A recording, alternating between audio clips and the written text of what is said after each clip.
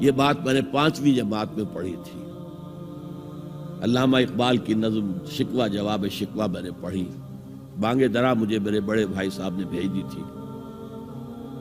ایک شعر تو وہ ہے بانگ درا کا جو میرے تحت الشعور میں کہیں چپک گیا تھا اور میری پوری زندگی کو اس نے ایک رخ پر ڈالا ہے.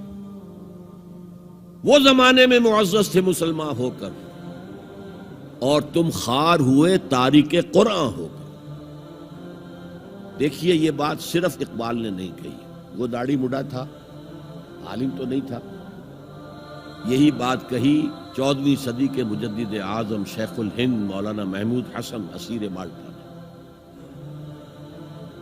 4 سال کی اسیری کے بعد جب رہائی پا کر آئے تھے 1920 میں, اور رہائی کیوں ملی تھی کہ ٹی بی 3rd سٹیج کو پہنچ گئی تھی. انگریز ڈرتا تھا کہ اگر ہماری اسیری ہی کے اندر کہیں انتقال ہو گیا تو کہیں طوفان اٹھ جائے گا, لہذا چھوڑ دیا.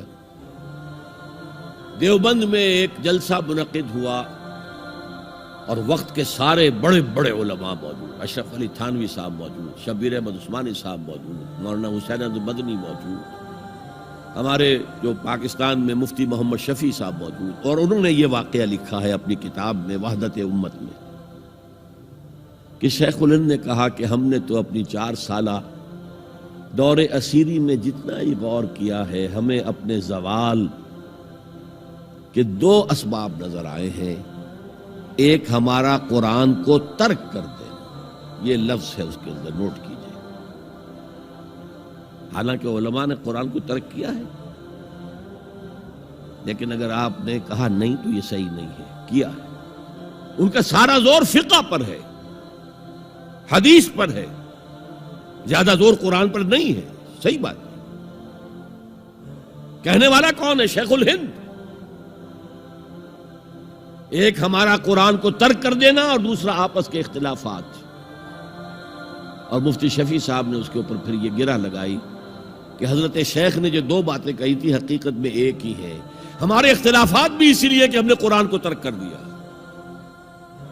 تو یہ ہے ایک شعر جو میرے ذہن میں چپک گیا تھا. پھر قرآن سے اللہ نے جو ایک مناسبت دی ذہنی قلبی, اللہ کا شکر ہے, اللہ کا فضل ہے. دوسرا شعر وہ ہے کہ وقت فرصت ہے کہاں, کام ابھی باقی ہے, نور توحید کا اتمام ابھی باقی ہے. پورے کرہ ارضی جب تک کہ توحید سے جلوگر نہ ہو جائے اور اسلام کا ڈنکا نہ بج جائے, اس وقت تک حضور کا مشن مکمل نہیں ہے. حضور حوالے کر کے گئے تھے امت کے. خطبہ حجۃ الوداع میں آپ نے سوال کیا الا هل بلغت, اور 1.25 لاکھ کے مجمع نے جواب دیا انا نشهد انك قد بلغت الرسالة واديت الامانة ونصحت الامة وكشفت الغمة. ہاں حضور ہم گواہ ہیں, آپ نے حق رسالت ادا کر دیا, حق امانت ادا کر دیا, مسلمانوں کی خیر خواہی کا حق ادا کر دیا, امت کی خیر خواہی کا, اور گمراہی کے پردے چاک کر دیے. 3 دفعہ حضور نے سوال کیا, 3 دفعہ جواب دے کر پھر آسمان کی طرف نگاہ اٹھائی اور انگشت شہادت سے اشارہ کیا اور پھر لوگوں کی طرف اللہم اشہد اللہم اشہد اللہم اشہد, اے اللہ تو بھی گواہ رہے, یہ مان رہے ہیں کہ میں نے پہنچا دیا. اسے میں کہا کرتا ہوں سائی آف ریلیف. کندھوں پر ایک بہت بڑا بھاری بوجھ آ گیا تھا, بہت بڑی امانت تھی قرآن.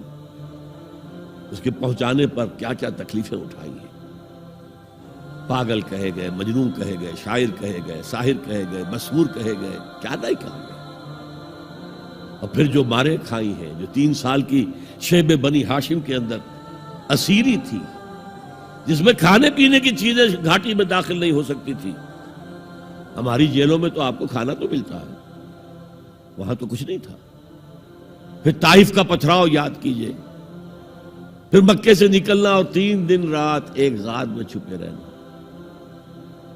پھر مدینے کے اندر آپ کو معلوم ہے غزوہ بدر آ رہی ہے, اس میں 70 اگر کافر مارے گئے تو غزوہ احد میں 70 صحابہ شہید ہوئے, جن میں حضرت حمزہ بھی ہیں. 3 رشتے ہیں حضرت حمزہ سے حضور کے, چچا بھتیجا, سب کو بس یہی معلوم ہے.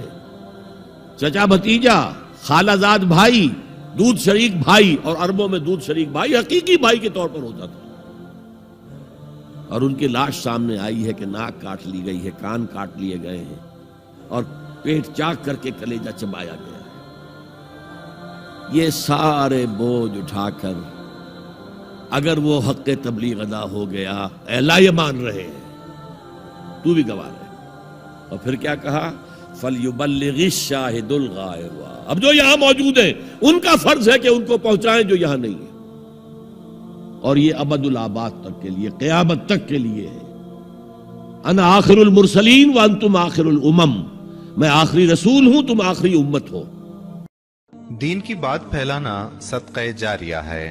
ثواب کی نیت سے ویڈیو کو شیئر ضرور کیجیے. جزاک اللہ.